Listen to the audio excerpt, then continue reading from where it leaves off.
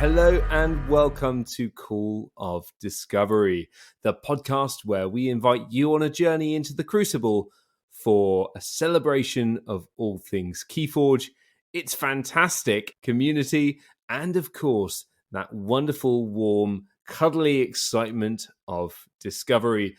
I am still somehow here over 2 years, 2.5 years. I mean, it's been a while, hasn't it? I'm Ed, and I'm here with the wonderful Mr. Zach Armstrong. Zach, how you doing, mate? I'm doing well. And just for the record, Ed, you've been here over 3 years. I've been here for over 3 years. That's Yep, not even yep. allowed. August of 2019, because I came on and then the pandemic hit. So, I don't know what that means, but... Well, where would we be without you, Zach? Literally. But we've got an exciting topic at hand today, haven't we, Zach? We do. We are doing something very fun, which is somebody else talked about something very cool and exciting and interesting. So we're going to talk about it, but make it about KeyForge. And that thing is the power of 7. And when we say the power of 7, it could mean anything it's just really power nebulous, 7. Couldn't it? Yeah. It's a powerful number, isn't it? 7. Oh, it's just 7. It's just power 7. It's not power of 7. Oh. Yeah, because that's 7 slightly concepts. Disappointing. Can we call this the power of 7, though? Because this is technically our thing now.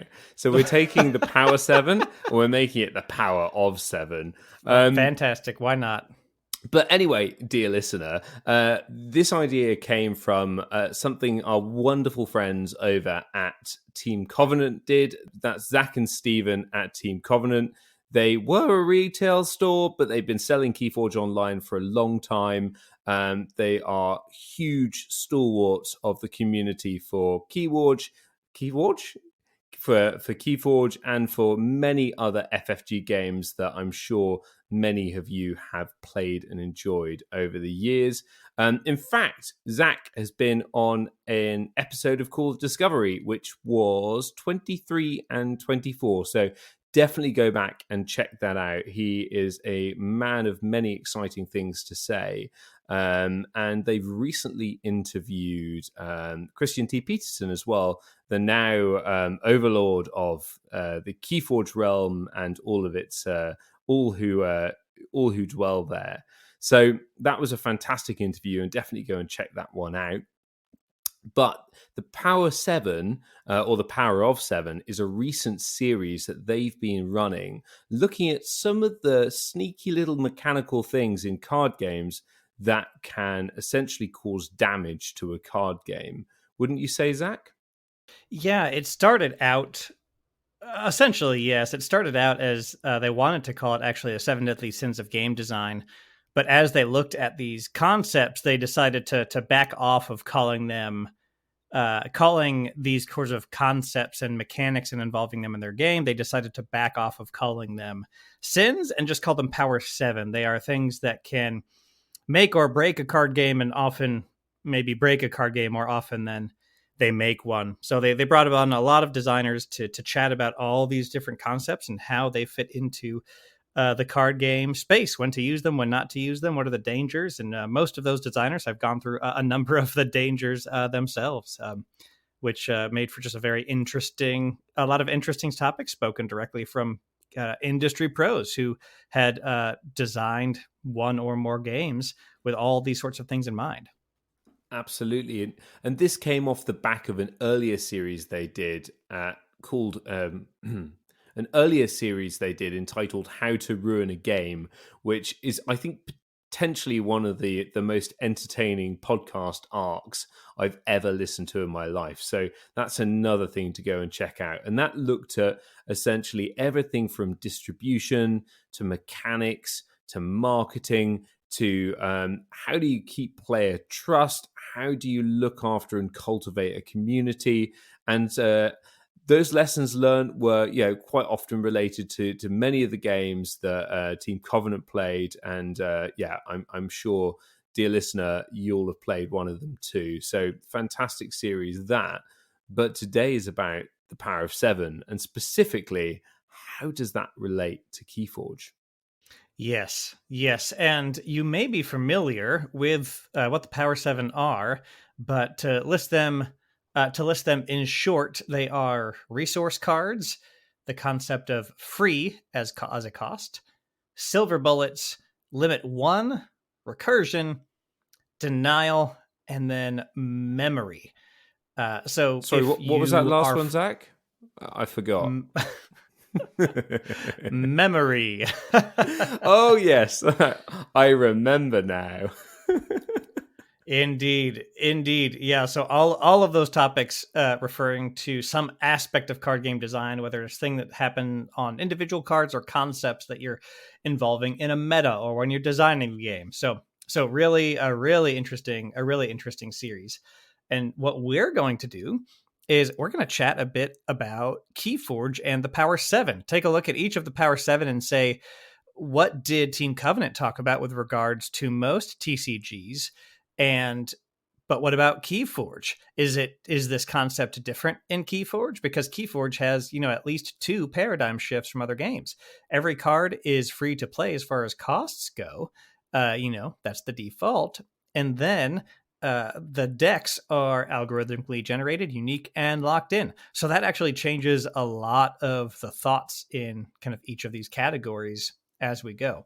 And I always love this kind of higher level meta talk about Keyforge's design because those two paradigm shifts combined into one, cards being free and putting the cost, really making all costs opportunity costs, and then the locked in deck list, I think changes just the math on, how to get to your win conditions so much that it's just so fun to talk about. It's so fun to talk about and so interesting. Yeah, absolutely. And without further ado, should we dive into the first one, which is indeed one of those that's extremely different to other card games, and that is resource costs. Yeah, let's dive right in. Mm. So, I mean, what card games are you familiar with, Zach? Because yeah, most of the card games that I've played over my many years, apparently I'm a lot older than I thought I was from our conversation earlier, have resource cards in some way. So you have Magic has lands, Pokemon has energy cards.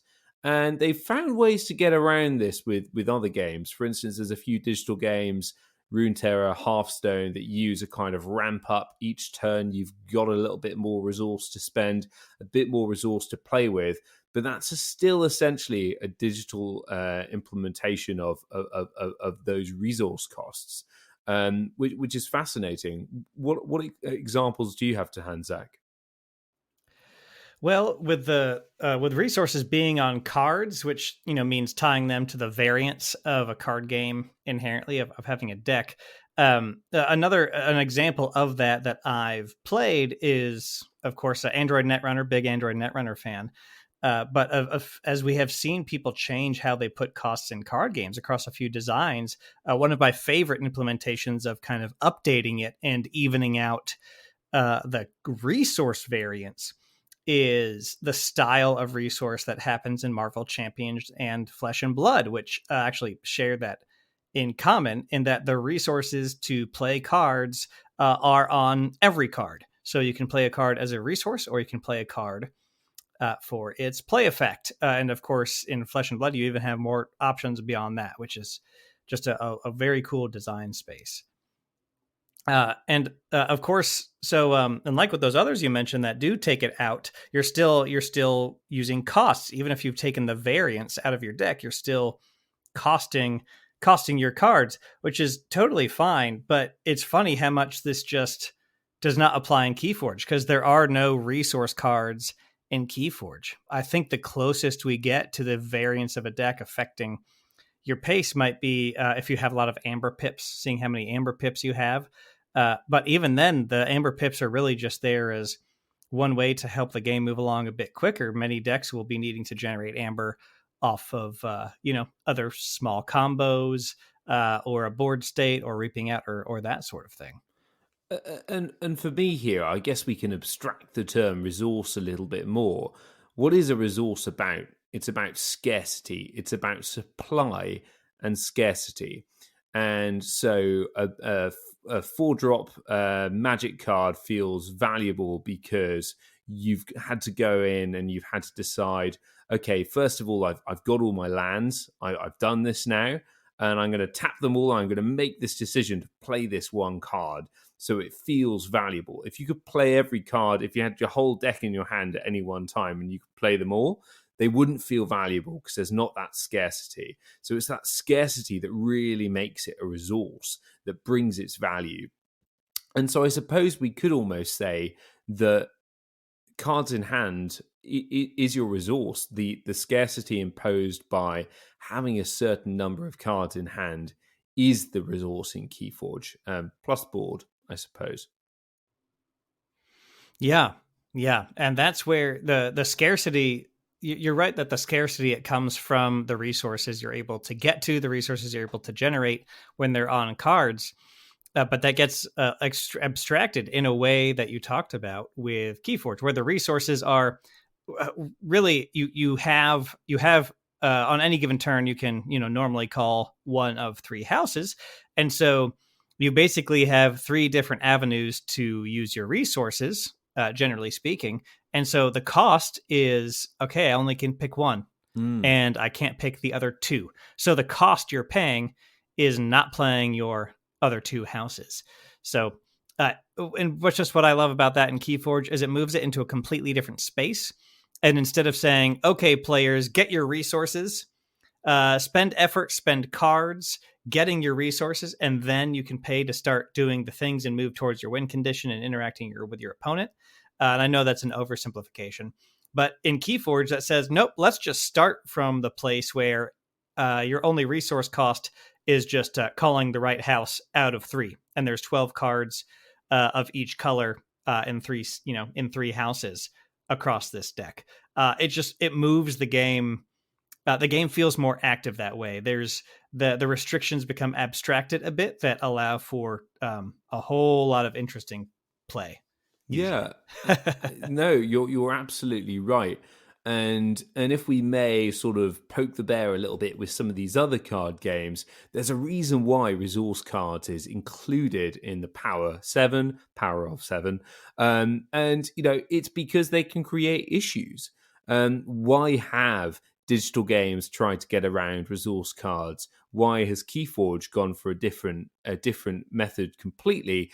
It's because resource cards quite often add a bad feel to the game. So they can, if they're coming out of your deck, they make things feel a little bit dependent on your draw. So they increase the randomness that you can suffer. And yeah, even if they're not coming out of your deck, they're just fiddly and maybe slightly unnecessary, I think is where we've got to with resource cards.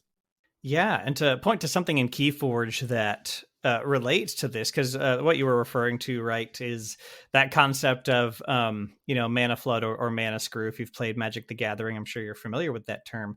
And of course, any KeyForge player will know, if you're paying attention to what's going on in your hand, if you get stuck in a 2/2/2, that can really limit your options, and that is.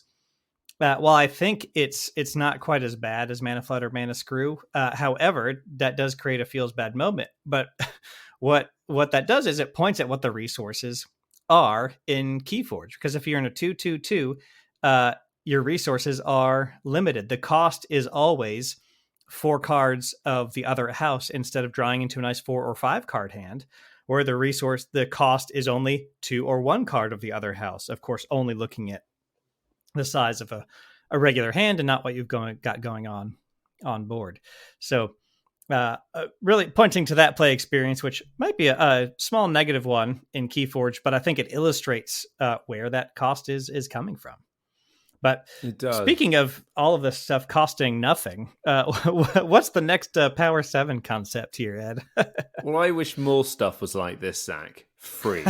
And free. There's no such thing as a free card, Edward. There really isn't. It cost a tree. Literally. Okay, so free's a little bit different in KeyForge, isn't it? We're gonna go back and look at how free behaves a little bit in different card games, but for KeyForge, it's a little bit different because everything is free and nothing is free because of the resource constraints that we just spoke about. But then, it just works completely differently. So, Zach, do you want to give us a bit of a history on free? Yeah, in the episode. So, of course, free being in a card with a resource cost, in a card game with resource costs, if you have a card that ends up free, you have to be careful about how that's balanced, because something they said on the podcast for this topic was the difference between one cost and free is the difference between one cost and free is much bigger than the cost between two cost and one cost. So even though in the math, each of those, there's just a difference of one, right? Between 0 and 1 and 1 and 2. A card being free in a card game opens up a whole world of possibility as far as being able to play it as many times as you want to. And of course, with regards to this resource cost in particular, everything is free in KeyForge, except for a few exceptions that have to have particular parameters to get the card in play. But really, it just goes back to that idea of where the resources in KeyForge, where the cost you're paying is not doing the other stuff you could do. So really, in a sense, everything is free in KeyForge because there's no resource cost. But you could also flip that in a different way and have this be equally true and say, actually, there's no such thing as a free card in KeyForge, which I actually think is a more helpful framing if you're someone who wants to improve at the game. Yeah, I think this one just really illustrates how different KeyForge is from a lot of the other games that came before it. The fact that for actually three of these spoilers, three of the Power 7 that we're looking at today, KeyForge is really fundamentally different for, I think just underlines how much this has innovated on what's come before, how much this really adds to the space. But yeah, I mean, I agree with you, Zach. I think nothing is truly free with KeyForge. One thing I would say is, potentially looking at this, if we're talking about actions and free actions, the rule of 6 is a good way of constraining things a little bit and ensuring that nothing is free, at least to an infinite degree. Yeah, that's a very good point. That's a very good point. That rule of 6, of course, very intentionally picked so that if you're pulling something off 6 times, you're getting at most, probably 6 amber, maybe 3, maybe 18, 36 or more, depending on your combo. But yeah, that rule of 6, I think, was very intentional to put a soft cap on any kind of infinite free recursive loop. Which, a side note there, something I've been interested in, and I don't think this exists in any deck yet, or on any combination of cards, but I start to look at abilities that are essentially passive abilities that do trigger at some point that are on a KeyForge card. Something like Hard Simpson. Give me a second here. He says looking up Hard Simpson. Yep. I'm just typing loudly into Arcana. I almost typed Hard Simpson into the Google search bar, which was not going to go well. Here we go. That's an after Discovery After Dark. Yeah, Discovery After. So I've been looking at cards with abilities like Hard Simpson that are abilities that activate, but are kind of passive abilities that aren't a play or use effect. So Hard Simpson, 4-power creature from Dark Tidings. It says, after Hard Simpson is dealt damage, steal 1 amber. If the tide is low, your opponent steals 1 amber instead. So when that triggers, that's not a play or use. So that will never hit the rule of 6. And so in my mind, I'm sitting here thinking, well, how could you get this to loop a infinite number of times? right? Because it's not restricted by the rule of 6, so you get to sneak past it. Now, of course, the way this is designed, there's a number of things. One, your opponent could run out of amber. Two, it's only a 4-power creature, so you need to be in an extra special Magic Christmas Land situation to deal Hard Simpson enough damage to get everything stolen. And then you've got the question of, well, how are you going to do that many individual instances of damage? So Hard Simpson, I don't think, is the infinite combo that I'm trying to find here. But yeah, for sure. Because that ability is quote unquote free, but you have to damage Hard Simpson, and there's other conditions. So that'll it keeps the Crucible safe from my machinations for now. Everything is earned in KeyForge, unless you're a member of House Shadows, I think it's fair to say. Everything is free in KeyForge. Nothing is free in KeyForge. And we're going to be talking about a future house next, the Werewolf House and Silver Bullets, right? Yeah, we don't know exactly what their theme is. I'm thinking they're the mechanical ghosts like the Grim Reaper. We had some flavor text from the Spoiled Adventure that suggested that. I'm just making a Silver Bullets joke about werewolves. And shoehorning it into the podcast. It was a tenuous one at best, Zach. Yeah. I mean, maybe they'll have a werewolf. Maybe.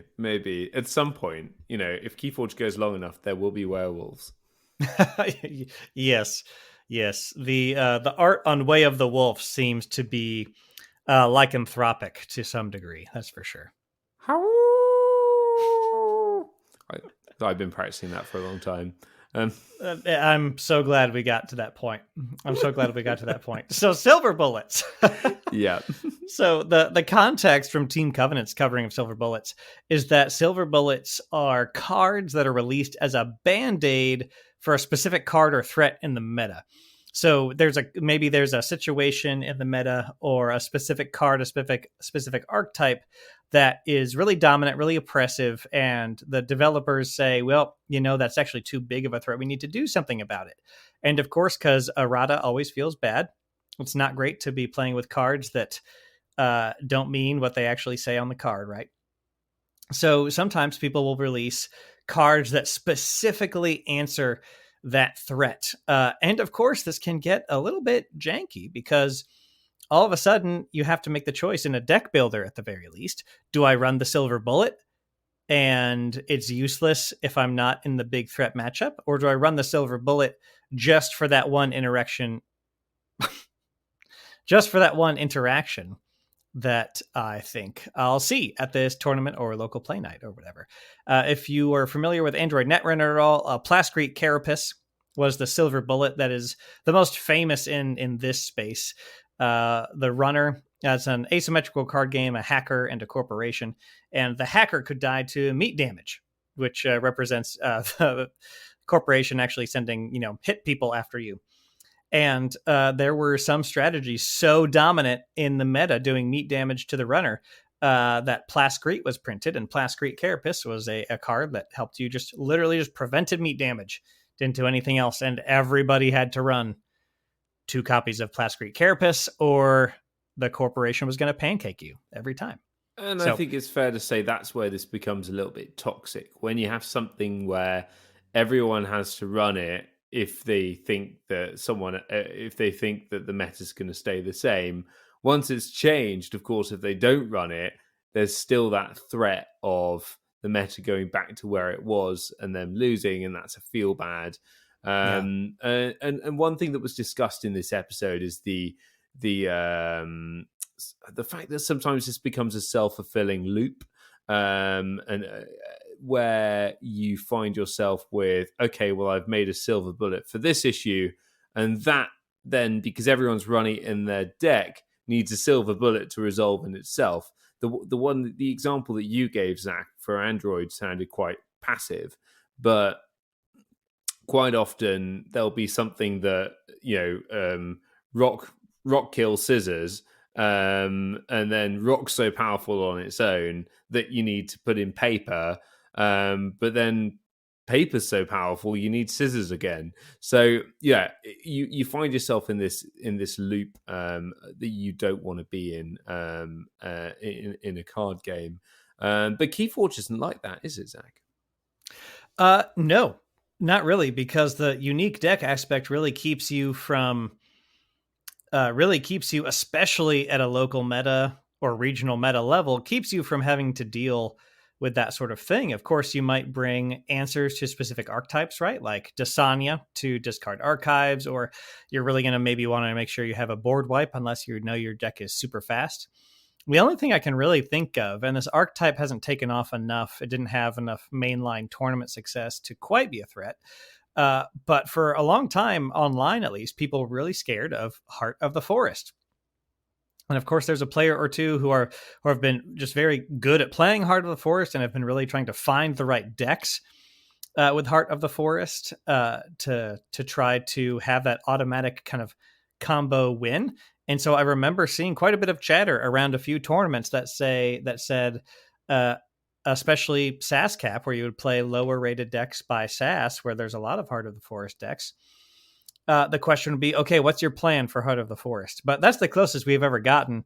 And I think local metas, even if they're competitive, are malleable enough and need to bend to the whims of the play group having a good time, even if it's competitive, that we won't quite have to deal with rampant Heart of the Forest players just yet.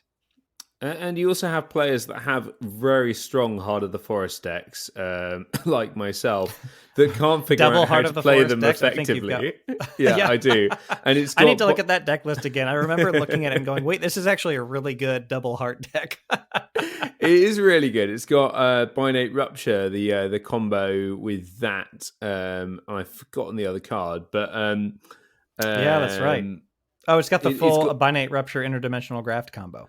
Yeah, it's got the full Binate Rupture interdimensional graft combo, and if you play it right, play your cards right, literally, it can be amazing, but it requires you consistently sort of not getting distracted by talking to the person on the opposite side of the table and actually playing it, which is my downfall usually in such topics. Zach, I do think that there is another place where silver bullets have played a role in KeyForge, and if we look back to kind of Kota, Call of the Archons, the first set of KeyForge, and think about some of the archetypes that were in play, we had Shadows being very strong with their steel mechanic. It was, there was a lot of rush going on, but Shadows and their steel capability was incredibly powerful to the extent that there had to be some erratas of certain cards. But in the next set and the set after, what we started to see a lot more of were anti-steal cards, and we saw things saying, hey, you can't steal if this is in place, you can't steal, or you can only steal so much.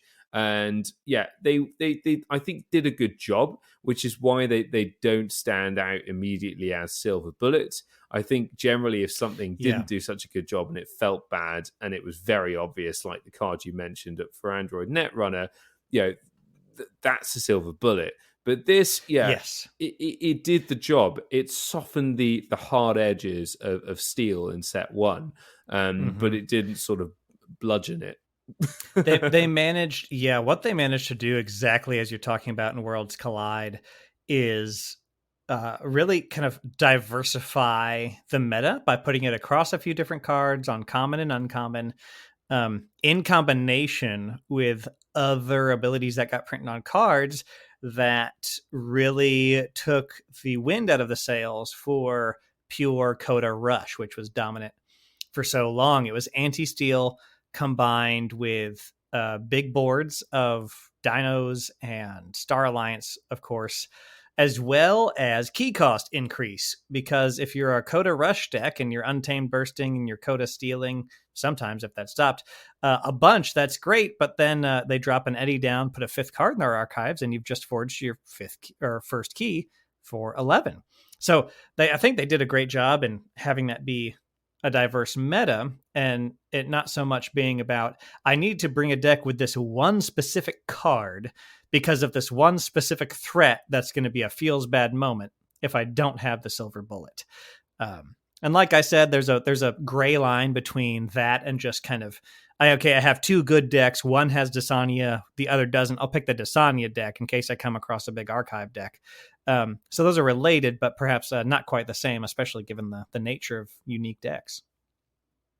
Yeah, agreed. And I think just to take stock so far, we've had 3 areas of our 7, and they're all areas where KeyForge has kind of outwitted its older peers or siblings, and done something a little bit different that manages to. It's got all of these mechanics, but they don't look the same, and they're not necessarily subject to the same limitations and drawbacks.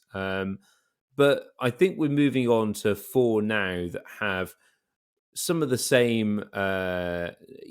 Things are getting a bit more familiar. The examples that we can draw upon from other card games are a little bit more comparable than they were with the previous 3. And the first one of these is Limit 1. Limit 1 being very simply the idea that you have one of these cards in your deck as a bit of a balancing mechanic. The interview with this was with MJ Newman, who is the lead designer for Arkham Horror, the card game. One of my favorite games, so I very much enjoyed this interview. And I think it's an area that is different for cooperative games, is different for competitive games, and is different for unique games. But the overall idea is to limit the number of cards a player can have in deck to be essentially a balancing mechanic, and allow designers to have a little bit more flexibility in printing cards that just wouldn't work if there were many more of them. Now, the downside of this, and something that MJ mentioned in the episode, was, cognizant, of course, that Arkham Horror is a cooperative card game, so the challenges presented by sort of limiting card numbers, and if you get the balance off, it all goes wrong. It doesn't really happen in the same way. It's more about flavor and doing fun things, I think, in co-op games. But for competitive games, limiting things to 1 means that, you can only pick 1 up in your deck, which means the randomness of are you going to see that 1 card increases. But is that a good balancing mechanic, Zach? What do you think? Of course it depends, right? They said, I think they joked that could be the answer to, is this Power 7 thing good? It depends. But it certainly does depend. I think their main point is that it introduces variance as a way to solve an issue if this is your Band-Aid. If you say this card is too powerful, we need to limit it to 1, that means you're going to increase variance. And some points that MJ brought up that were very fair were that it depends on kind of the function of the mechanics of your game. How often do you see a given card in a deck in a game, which is really a difference between seeing it early or very late.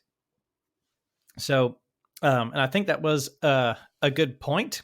Of course, there's also theme reasons in particular IPs for being limit 1 of, right? Like the One Ring in a Lord of the Rings card game is going to be a 1 of, and that's not a nerf necessarily. That's just that simply there's only 1. It would be kind of silly to have more than one of these in play. And so I think KeyForge, of course, has limit 1s, right? We've got autoencoder, we have library access was limit 1. All the key cheats except for Nightforge are limit 1. So that is increasing variance because of some reason the designer said, we don't want this in multiples. This is either too powerful or it's just there's too many combos that happen here. And so we want to limit 1. And I think it increases variance in KeyForge, no doubt. You often have a bit more speed in KeyForge, even if you're just drawing up the end of your turn. So while it does increase variance, and I've had plenty of those experiences myself, it's a little less of a sting in KeyForge than it is elsewhere. Though I'm no stranger to the sad feeling when that one card I needed that was limit 1 in the deck is on the bottom. No, absolutely, and in KeyForge, you draw through your deck quickly, right? As you've alluded to, and I think you've used the example earlier of Marvel Champions, where you also draw through your deck pretty quickly, and any ones of those, limit 1 is going to be less effective maybe than it would be in another game. So maybe the truly for KeyForge, the real limit 1 is play this one time and then exile it completely, like the library access errata. That's the real limit 1 for KeyForge. Yeah. And one of the funniest things about limit 1 in KeyForge is that sometimes that limit 1 was decided by a human putting that into the algorithm, saying, okay, autoencoder, limit 1, library access, limit 1. However, you also just might simply have a one of in your deck because the algorithm decided it was so. One hunting witch, one anomaly exploiter, one of just really anything. And that to me is just so funny that we have to consider that in KeyForge, saying, well, there's a card, there's only one of in my deck. That wasn't intent on the part of the designer. They're just the variance of whether or not I'm going to see this card has increased because of the algorithm said so, which I think is so funny. And of course, it gets away a bit from the core of Team Covenant's point of a designer saying, okay, let's limit 1, let's increase variability for the sake of balance. I just think it's funny that in KeyForge, most decks will have a bunch of cards that are limit 1 because you can't change the deck. Yeah, and it's all down to the algorithm, the wild wormhole of the algorithm. So what we're getting at here is the D-House, it's all your fault? Yep, 100%. Great. Yes, that's been well established, I think, at this point, that everything is his fault. I'm glad we both agree on this one. Yeah, that's right. And talking of bringing back common themes in the podcast again and again and again and again until our listeners roll their eyes and look to the sky and shout, will there ever be an end? Recursion. Hello and welcome to Call of Discovery, the podcast where we talk about KeyForge, its community, and hello and welcome to Call of Discovery. Stop. It's 10:30 p.m. here. I can't take it. Gonna drive him mad. There's a man awash in the Thames. Yeah, that doesn't end well for people normally. No, I don't think that would end well for anybody. It's not the cleanest of rivers. Recursion, of course, is retrieving a card from an out of play area. Team Covenant's context for this is really talking about how it creates. It can create an undesirable play experience. Recurring something means you can get some card, some effect over and over again in a way that just creates a feels bad moment. And the person they had on with them was Lucas Litzinger of Android Netrunner, of the Star Wars card game Destiny, now of Marvel Spellslingers. And what they talked about was in Destiny, Lucas had worked on Android Netrunner for a while and dealt with some recursion issues, some feels bad issues in Android Netrunner, recurring things from the discard pile, and it became very oppressive. And then Destiny launched, and there was a Millennium Falcon and hyperspace combination that with recursion and free just started to loop things. So, and I think this is I love that this is just so on the nose for the biggest errata issue in KeyForge's early days, which was a recursion issue combined with free baked in, because it was the library access Nepenthe Seed combination. For those who have come in maybe after Call of the Archons, library access, of course, being the action card that originally read, play for the remainder of the turn after you play a card, draw a card. It originally did not purge itself. It was later errata to purge itself. So what you do is you would play library access. You would pop the Omni ability on Nepenthe Seed that says sacrifice Nepenthe Seed, return a card from your discard pile to your hand. You would play library access again, and now you're drawing 2 cards for every one. And you would just play so many cards. You'd play a card, draw 2, play a card, draw 2. And that was such a bad play experience that they had to errata library access to purge itself.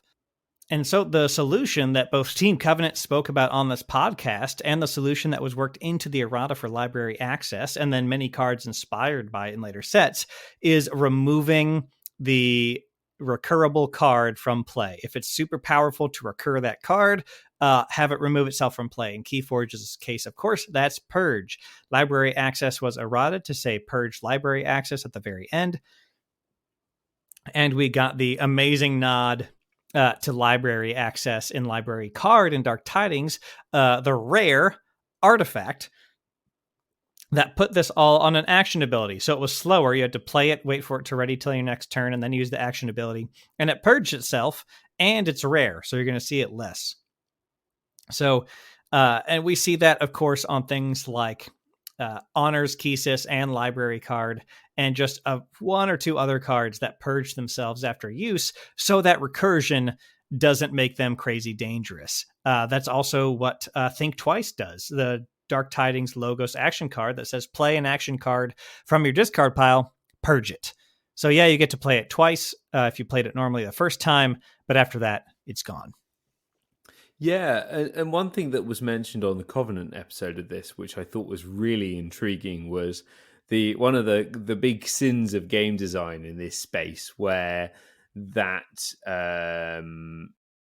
exile from the game becomes part of the game. So if, for instance, there was a card that allowed us to pull back cards from exile and then play them again, it would essentially nullify the restrictions on library access and many other cards, and could break the game, really. And I think we've seen examples of this type of thing where an out of play area becomes an in play area, and really messes with everything. And so far in KeyForge, I think they've kept recursion outside of library access, of course, otherwise relatively safe just in the design space they've put it in. We've seen a lot of recursion targeting creatures like Regrowth and Ritual of Life, which usually, given the other mechanical requirements around creatures, isn't too oppressive. Alpha and Omega help that as well, restricting at what point you can play the card. And then mostly the recursion is just in Untamed. There's, of course, a handful of exceptions, especially with Logos and action cards, but a lot of the recursion is out of Untamed. So it's stayed mostly in some pretty safe boxes, but definitely keep your eye on the recursive space, right? For both powerful decks, and then maybe something that will break again. Hopefully not. They hopefully have learned their lesson going forward as Ghost Galaxy designs future sets. But yeah, very, very powerful mechanic, but certainly can cause some negative play experiences. Indeed. And next we're going to be talking about House House Unfathomable. I'm sorry, I mean Denial. That's right. And denial in the card game is where you say, nope, you can't do that. That's not happening today. It is cards that negate an action that would otherwise occur, or even weaponize it to your own advantage. So this could be discarding cards. It could be reducing the resources that your opponent has to hand to play. And I think it's fair to say there's a very fine line where this becomes a really healthy, fun part of a game where you're going, and that, and that, and take that, and take that. And, it can quite quickly and easily turn into a feel bad experience. And a bad play experience, which particularly in a competitive game where you've got deck building, if you've got cards that deny things and are really powerful, you can find them almost everywhere. They talked about it being that sort of, that can be that feels bad experience when denial is in your game. But I think in KeyForge it's been handled pretty well so far. It's, primarily in those houses you mentioned, with a few exceptions. I love Skippy Time Hog, that Logos Mutant play. Your opponent cannot use cards next turn. That's just so fun. But most of the denial only lasts a turn, like card pinging or creature exhausting. The stuff that actually sticks to the board on maybe a creature or an artifact is the really powerful stuff that you have to be aware of if you see it especially on an Archon list across from you, like Restring Guntus, or passive artifacts like Eaton's Jar, something like that. And Restring Guntus, behind a couple of big sanctums and the opponent not having board wipe, can stray into that feel bad experience. I think it's fair, particularly without any limitations or erratas. That's right. And they actually had to solve that a denial experience early in the game, one that Richard Garfield intended to be there with Restring Guntus, which of course says, choose a house on your opponent's Archon card. Your opponent cannot call that house as their active house until Restring Guntus leaves play. And then control the weak, which is choose a house on your opponent's Archon card. They must choose that house as their active house the next turn.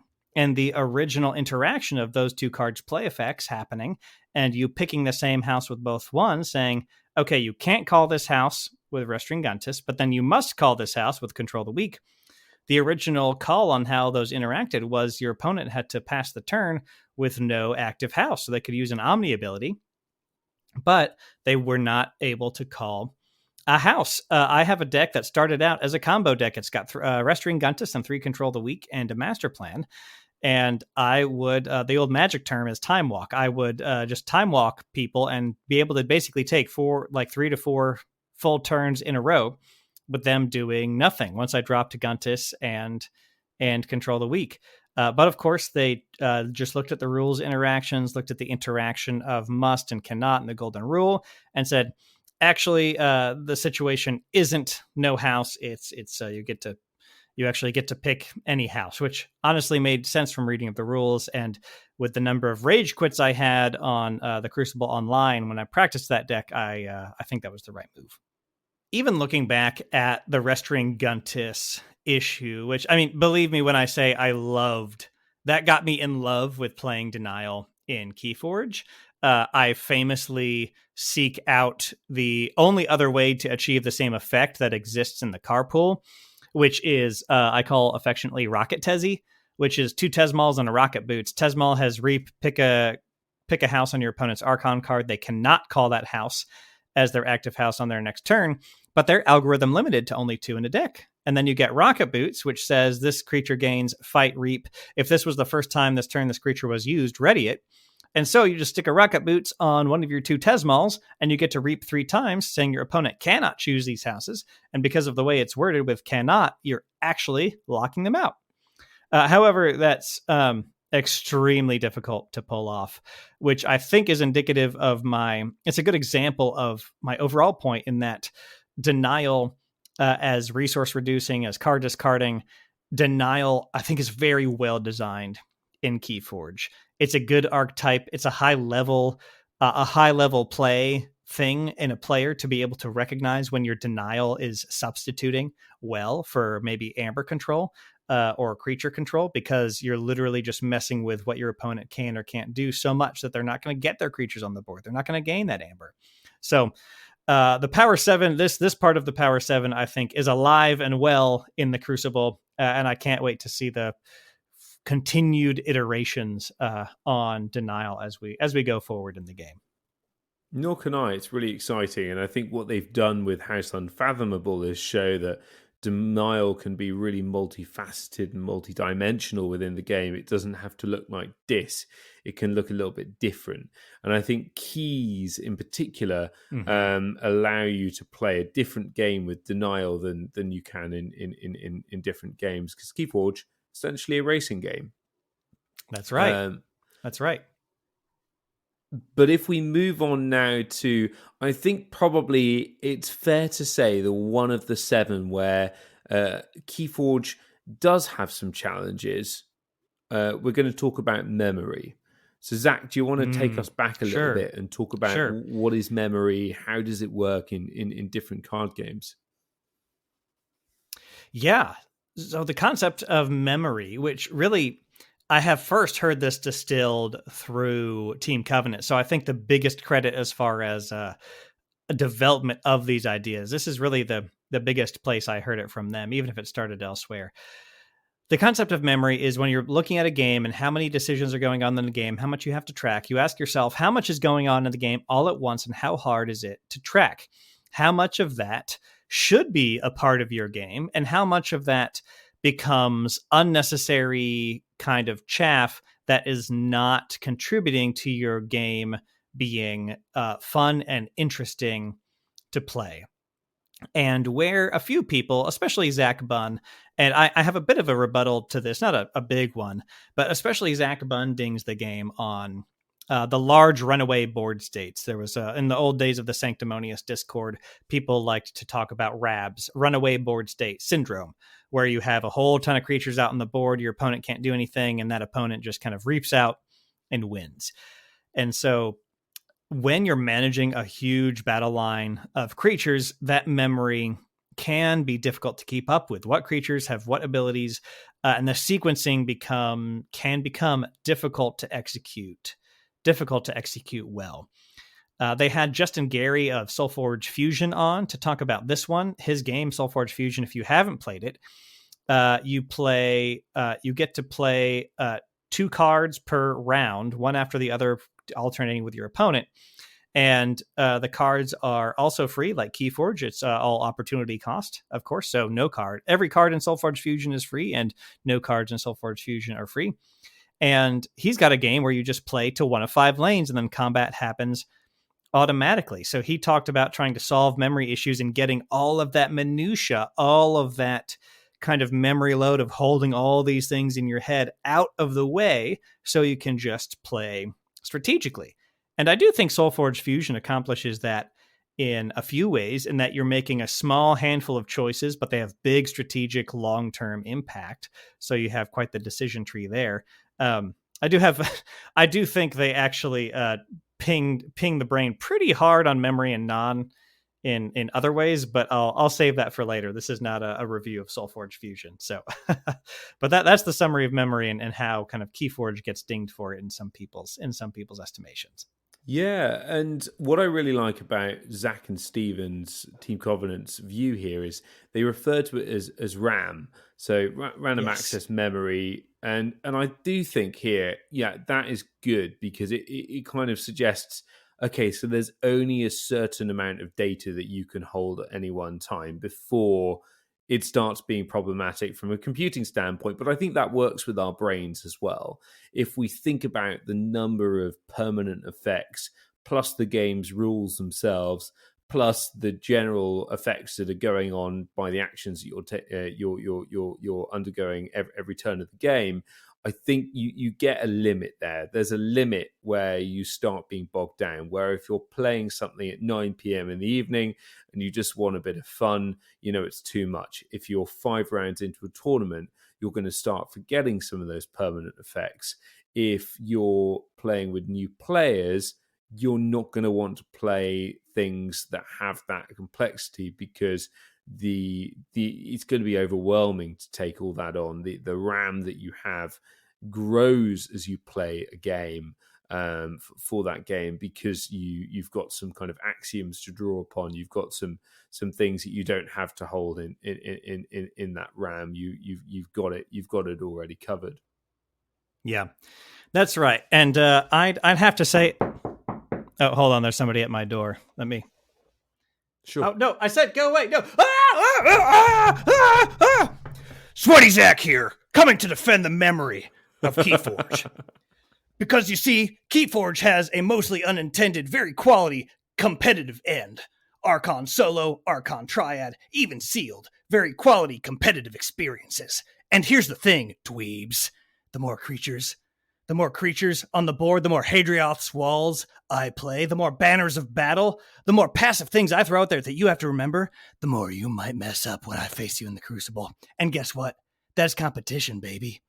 If you mess up, that's competition. No takes backs, no mulligans when you're playing Sweaty Zach. If you want to compete, if you want to have the thrill of getting everything right and taking advantage of your opponent's mistakes, I want the biggest board possible to give you as much to forget as possible.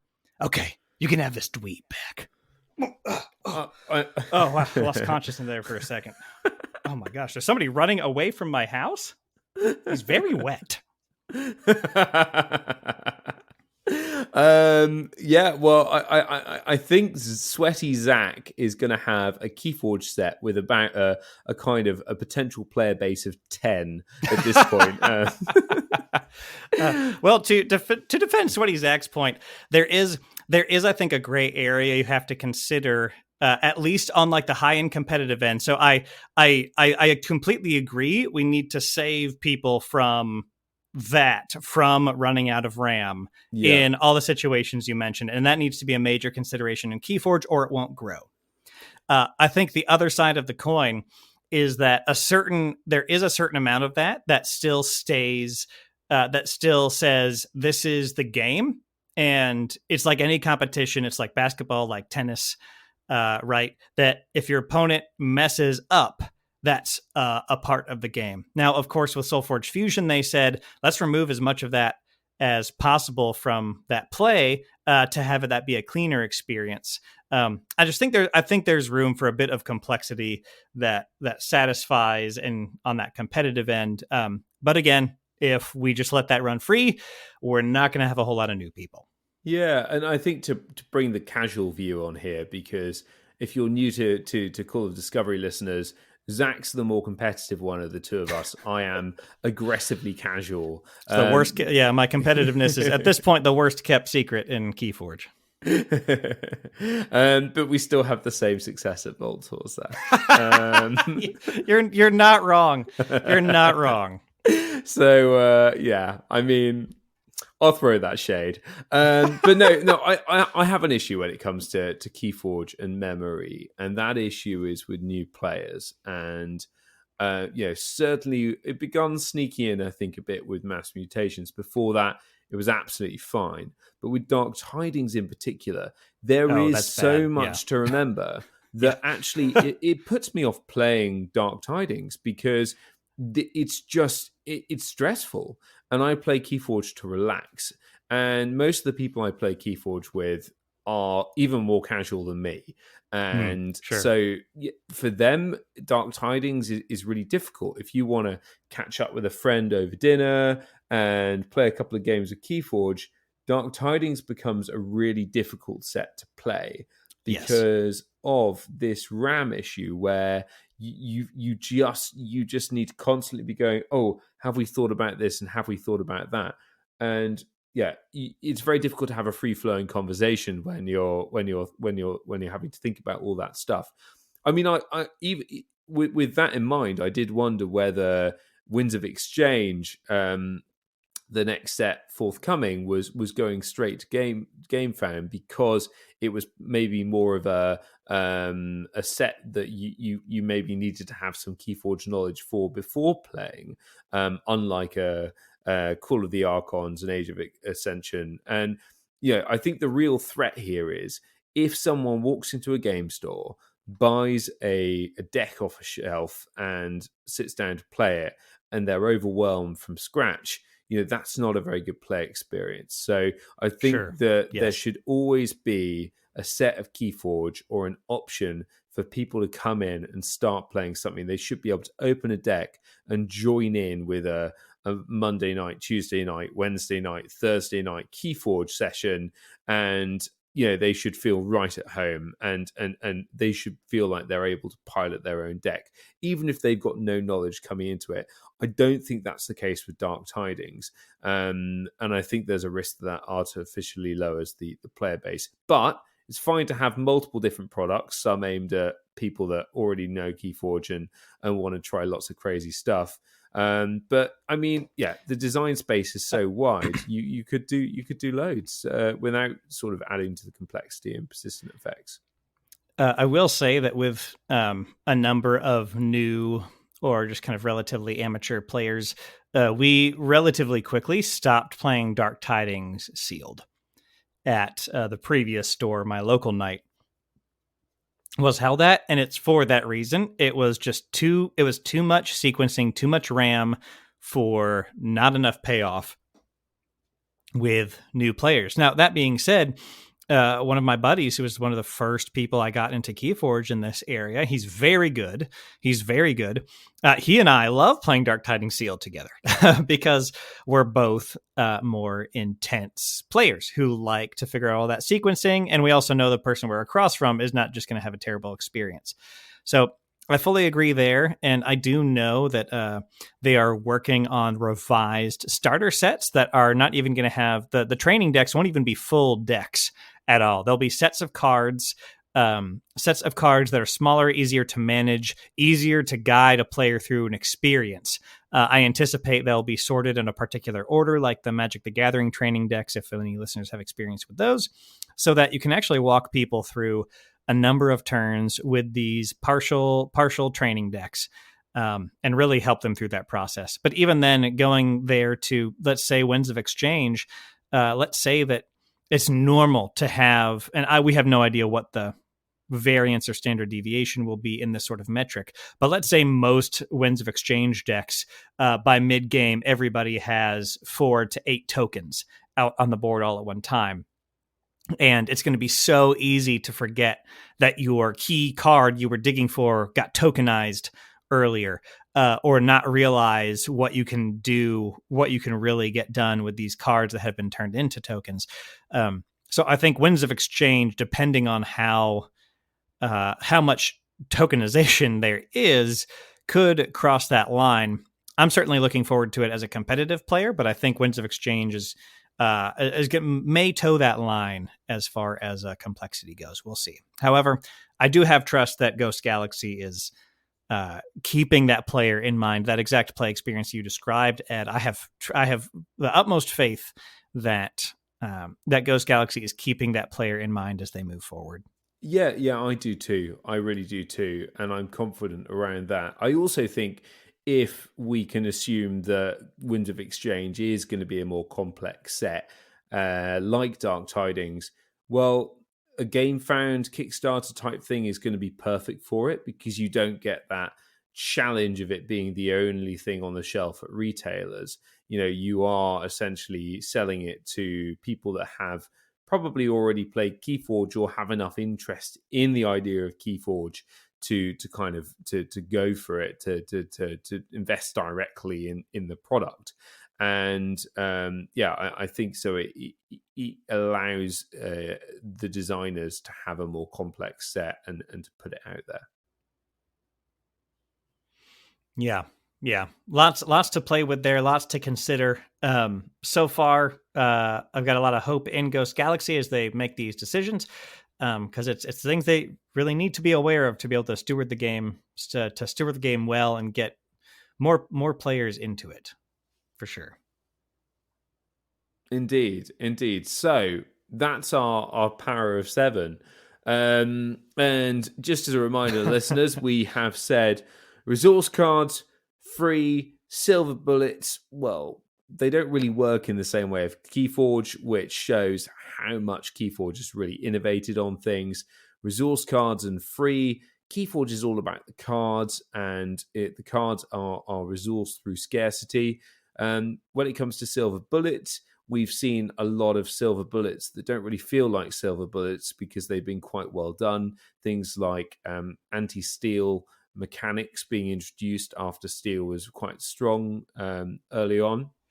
And the last 4, of course, were limit 1, limiting cards to 1 of in a deck, which can happen by choice of designer, or in KeyForge by choice of algorithm, just increasing, pulling down on the power of a card by increasing variance. Then recursion, retrieving cards from out of play areas, denial, of course, and then lastly, as we just dove into, memory. So those are the Power 7. A huge thanks to Team Covenant for doing this series. It was a great insight into many, their minds and the minds of many designers, really looking into what makes a card game tick. And it was a really great showcase of a lot of the different mechanics of card games that are evolving, like resources on cards like Flesh and Blood and Marvel Champions, and then everything that KeyForge is doing, kind of looking for what's okay. What could be even more fun? What could balance all these things out in just the right way to make a really fun card game? So, really appreciative for all of this sort of really high level thinky stuff. Indeed, indeed. I love these types of conversations as well, Zach. They are incredibly crunchy. And we should probably do one of these for the How to Ruin a Game segment that they did a few years ago as well, and see how KeyForge fares there. But nonetheless, I too share the same optimism around KeyForge's new owners. Everything we've seen so far suggests that they are going to be fantastic stewards for this game that we love. And I'm excited to see where that takes us. Yeah. So that is it for today. A nice chat with Ed and I about the Power 7. So, of course, shout out to Team Covenant. And if you haven't listened to their Power 7 episodes, go check that out now. They've also been talking quite a bit about KeyForge on and off for the last few weeks, the last few months, especially with the news. So go give them a listen if you haven't, if you're as voracious a KeyForge content consumer like me. And Sweaty Zach, who's still running around. He has not stopped running since earlier. He's doing laps around the neighborhood. And you can tell how many laps he's done by how much sweat is in his sweat trail on the road as he goes around. And if you're enjoying Call of Discovery, you can subscribe on your podcast app of choice. If you're on your phone, just pop it open, hit follow or subscribe there if you haven't already. And if you have, my goodness, thank you so much. That's honestly flattering. And if you're new to KeyForge, please visit the new player guide on Archon Arcana.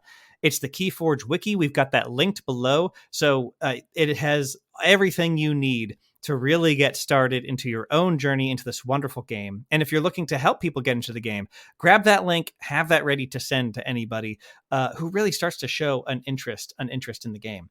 If you're looking to support Call of Discovery monetarily, our Patreon is linked below, where you can sign up to support us monthly and join our exclusive Discord and get the inside scoop on future episodes. Let us know what you'd like to see more or less of in the show by interacting with us across social media on Twitter. Well, really just Twitter right now. We'll eventually see it on Facebook. Really just stick to Twitter or email us at podcast@callofdiscovery.com. But most importantly, if you think a friend would enjoy this podcast, please help them to discover it. Have you answered the call of discovery?